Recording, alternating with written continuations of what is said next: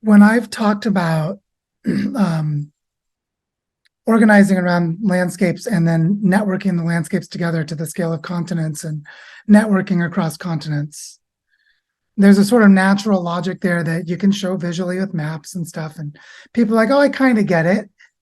But that, you can't really get it because like it's so rich. Like the reality of like what Bia said about what's it like to be a person of Chicago? Well, you're in Grand Junction, Colorado, so you're not thinking about Chicago, but she is. So there's a richness in the diversity of expressions that's way beyond what any of us can imagine.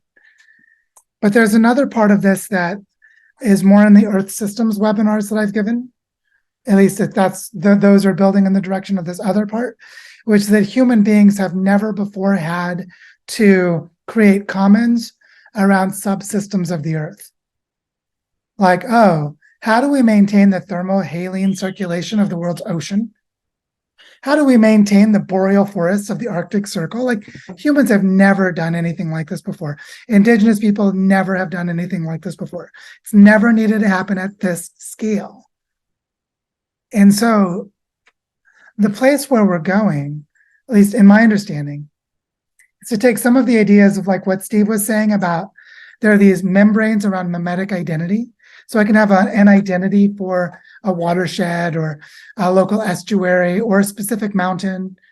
I can have this mimetic identity around place-based things that are really powerful and persistent. But that can actually fractal all the way up to the entire planet.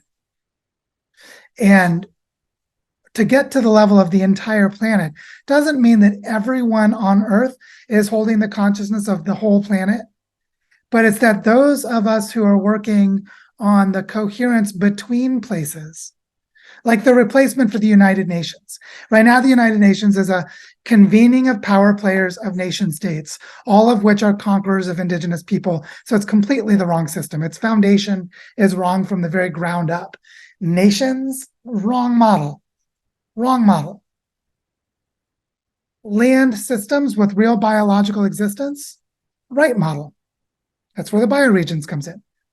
But what do bioregions take us to is planetary governance, not global governance. We're not governing a globe with a map of human political boundaries on it. We're governing a planet, which means we're governing the polar vortex. We're governing the wildfires. Governing here means we're collaboratively managing.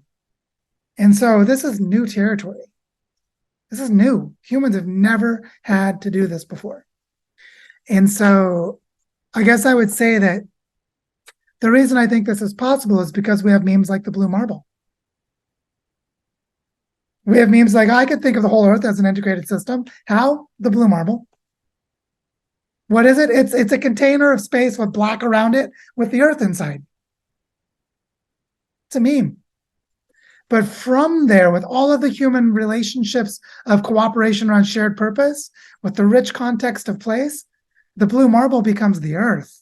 Like not a meme, but the actual planet Earth. And that's where I think we're going with this. But the way to do it is, if you look at Regenerate Cascadia, or you look at the Regenerate the Colorado tour, we travel from place to place and we say, by the way, we're not just in Portland. Yesterday we were in Eugene. We're not just in Grand Junction. Yesterday we were in Paonia. And it's that weaving of people that makes all the difference. And one of the most important patterns to replicate is the collaboration around landscapes, because that sustains the persistence of the process over time. And that's why bioregions are not just a clever strategy. They're actually the only way that this is going to work. As Dana Meadows said 40 years ago, and other people have said before as well. It's the only way it's going to work is bioregions. And not because Joe says so, but because that's the way reality is structured.